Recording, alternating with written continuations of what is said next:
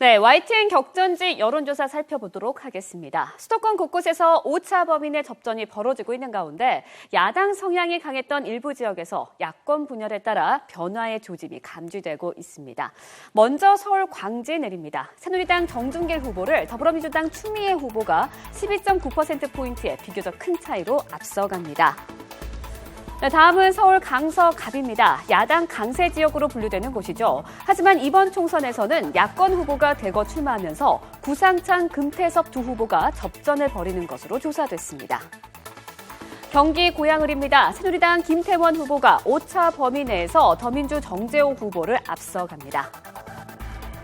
네, 경기 시흥갑입니다. 1위 새누리당 함진규 후보와 2위 더민주 백원우 후보의 격차 8.9%포인트입니다. 네, 다음은 내리 3선을 했던 터줏대감 신하경 의원의 불출마 선언으로 무주공산이 된 인천 계양갑입니다. 현재까지는 더불어민주당의 유동수 후보가 34%로 새누리당 오성규 후보를 3.2% 차이로 앞서고 있습니다. 네, 이번 조사는 YTN이 마이크로밀 엠브레인에 의뢰해 3월 31일부터 4월 3일까지 진행이 됐고요. 오차 범위는 95% 신뢰 수준의 플러스 마이너스 4.4%포인트입니다. 네, 계속해서 또 다른 지역들의 여론조사 결과 이야기 나눠보도록 하겠습니다. 예, 여러분 류전 앵커가 말씀드린 여론조사 좀 눈여겨보셨죠? 약간의 변화가 있을 수 있는 지역도 있습니다.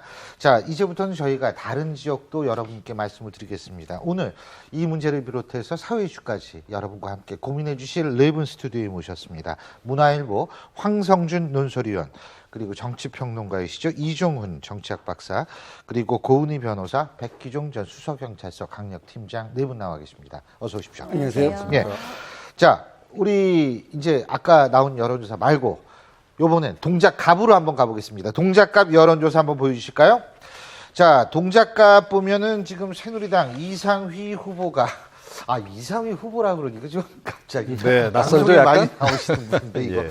이상휘 후보가 지금 더불어민주당 김병기 후보를 오차 범위 내지만 앞서고 있습니다. 근데 이 지역의 특징이 여기 전병헌 의원이 삼선했던 지역 아닙니까? 아무래도 저쪽 지금 동작갑 같은 경우는 역대적으로 야당세가 좀 강하던 지역입니다. 그리고 예. 또 출신지도 호남 출신 분들이 많고요. 글쎄요. 그런데 지금 아마 이상희 후보가 선두에 달리는 가장 큰 원인은 아마 지금 더불어민주당과 국민의당으로 표가 나눠졌기 때문에 이거 합치면은 훨씬 높아요, 이상희 후보보다. 그렇기 때문에 예. 그러면서 이제 아직까지 모르는 것이 이제 선거가 막판에 가면은 야당 후보 중에서 한쪽을 밀어주자고 하면서 표 쏠림 현상이 나면 아마 굉장히 치열한 접전이 벌어질 거라고 생각합니다. 예. 자, 어쨌든 지금 이 지역의 여론조사 결과가 이렇게 추세를 볼 정도로 자주 나온 거는 아니었기 때문에 저희가 한번 살펴봤고요. 그리고 지금 그 다음에는 용인정으로 한번 가보겠습니다. 용인정인데요. 용인정은 뭐 여러분께서 잘 아시는 표창원 후보하고 그리고 새누리당 비례대표 의원이시죠. 중앙일보 기자 출신이 이상일 후보가 맞붙고 있는데 지금 일단은 표창원 후보가 많이 나오는 걸로 봤는데 이 박사님 어떻게 보세요? 예, 아무래도 이제 이 전국적인 인지도 그런 게 이제 표창원 전 교수가 이제 가장 높은 상황이다 보니까 이제 저런 결과가 나오는 것 같고요. 뭐 저런 기조라면 사실은 그 수도권의 다른 지역하고 달리 그 이른바 야권 후보 단일화를 하지 않아도 뭐 이길 수 있는 그런 그 정도의 그러니까 표준 오차 범위 밖으로 지금 여론조사 결과가 나오고 있긴 합니다. 그럼에도 불구하고 안심할 수는 없다. 그러니까 왜냐하면 새누리당 지지자들도 결국 이 선거 막판으로 가면 또 결집을 하지 않습니까? 그렇죠. 네.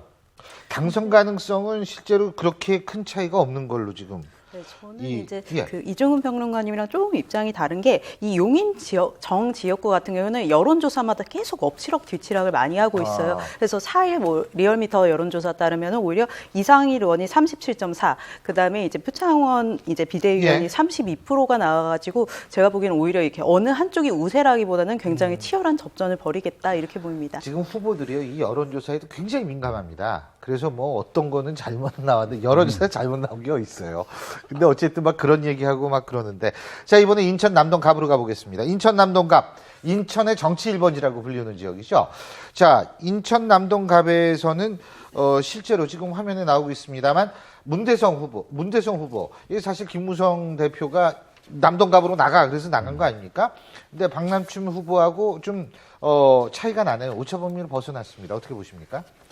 지금 또 다른 여론조사를 보면 또 이렇게 비등하게도 나온 게 있는데요. 아무래도 이제 문대성 후보가 저 지역에서 태어났다고 하지만 저 지역에서 그렇게 활동을 한 편은 아니거든요. 그래서 지역 구민들이 볼 때는 부산에 있다가 이쪽으로 왔다. 그런 식의 좀 비판적인 게 있는데요. 또 선거 막판으로 가면은 또 이제 결집 현상이 일어나기 때문에 저거보다는 좀 줄어들지 않을까. 혹은 뭐 역전의 가능성이 전혀 없는 것은 아니라고 생각합니다. 글쎄요. 근데 저 지역 같은 경우는 원래 또 야세가 좀 강한 지역 아니겠습니까? 여세가 이윤성 의원이 15, 16, 17, 18 4대를 했죠. 네. 예. 하여튼 뭐 그럼에도 불구하고 하여튼 문대성 후보를 제가 보기에는 어찌됐건 이제 다른 지역에 있는 사람을 이제 데려왔고 예. 또 약간 논란들이 있었잖아요. 예. 그 논문 표절 논란도 있었고 여러 가지 그래서 사실 불출마 선언한 사람을 데려다가 이쪽으로 이제 보낸 것에 대한 지역 유권자들이 그런 걸 수용하기가 좀 쉽지 않은 그런 측면이 분명히 있는 것이죠. 그렇죠. 자, 어쨌든 여기도 한번 지켜봐야 될 것 같고요. 이제 세종시로 가보겠습니다. 세종시 같은 경우에는 아무래도 무소속, 좀 이렇게 얘기하니까 좀 어울리진 않는데 이해찬 후보가 무소속으로 나왔고요. 그리고 이 지역에서는 이제 박종준 후보가 또 나와 있죠. 근데 박종준 후보하고 이해찬 후보 지금 오차범위 내지만 이해찬 후보가 약간 좀 뒤지는 그런 결과가 나왔습니다. 이건 아무래도 탈당의 결과인가요? 이거 어떻게 보세요? 그렇죠. 이제 탈당해서 이제 무소속 출마를 이제 하게 된 이제 그런 예. 부분이 있고요. 그 사실은 또 이제 야권 지지 세력 내에서도 사실은 친러 패권주의에 대한 약간 비판적인 그런 예. 또 시각이 있기 때문에 그런 것이 일정 부분 좀 반영이 돼 있다. 이제 이렇게 아하. 이제 봐야 될 것 같고 거기다가 네. 이제 더불어민주당이 또 어찌됐건 뭐 조금 약체 후보라고는 하지만 후보를 지금 낸 상태 아니겠습니까? 그러다 보니까 야권표가 이제 분열이 되는 분열이 그런 되고. 상황인데 여기에는 사실은 막판에 여기도 야권 후보 단일화 가능성이 저는 없지 않아 있다라고 생각합니다. 그러니까 이 뭐 사실은 그 문희상 의원 같은 경우에도 컷오프 시켰지만 결과적으로 살려내지 않았습니까? 예.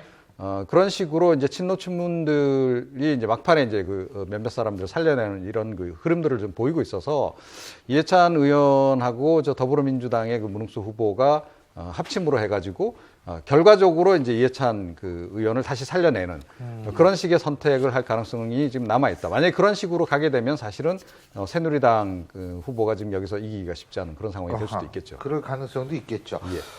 자, 마지막으로 한 군데 더 보겠습니다. 이 야권 연대가 모처럼 성사된 지역인데요. 경남 창원 성산 지역입니다. 이 지역은 여러분이 잘 아시는 노회찬 후보가 지금 정의당 노회찬 후보가 나온 출마한 지역이고요.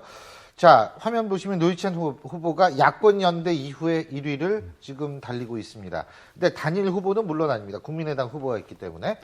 자, 근데 이건 단일화 이 영향을 톡톡히 본 거 아니겠어요? 네, 단일화 영향이 크다고 보고요. 예. 더군다나 이제 저기는 이제 울산 북구, 그다음에 울산 동구하고 더불어서요. 예. 소위 말하는 노동자 3대 지역으로 불립니다. 과거에도 보면 권영길 후보 같은 경우에는 예. 민주노당으로 출마해서도 계속 당선됐었고요. 예. 그래서 이제 노조 조직표가 있는데요. 예. 또 과거에는 재밌는 게 이제 주민들이 노조에 대해서 굉장히 동정적이었는데 예. 요즘에는 또 거기에 대한 반발이 있었고 좀 양극화표가 일어난다. 즉 젊고 노조 소속원들은 이제 노회찬 후보나 이제 노동자 후보를 지지하고요.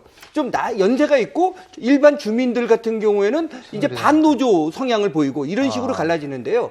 지금 상황으로 봐서는 노회찬 후보가 좀 앞서고 있는 걸로 나오는 것 같습니다.